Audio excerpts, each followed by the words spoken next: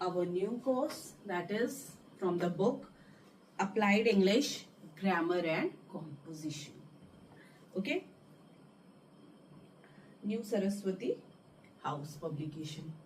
So we will be covering this book, and this book is especially meant for board examinations. Yes, this is for 26th, 25, 26 board examination, and for both CBSE as well as for Madhya Pradesh. Okay, चलिए इस पे एक बार हम फटाफट आपको read करके सुनाते हैं. There are so many sections in reading and comprehension.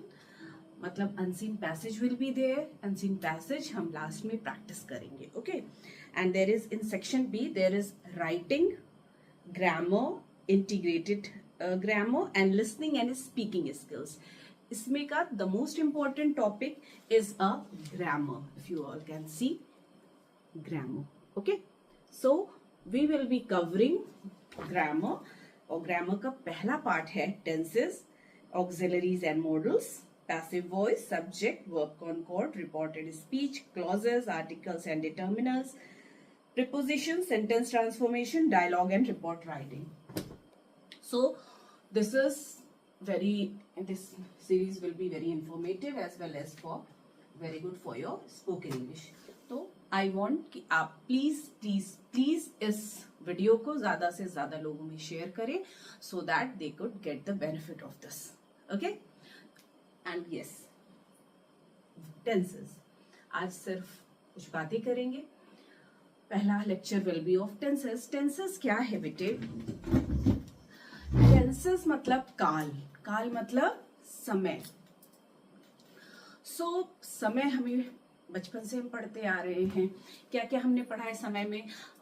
We have studied भूतकाल, वर्तमान काल, भविष्य काल, है ना. सेम मतलब past, present and future tense. Past, present and future tense.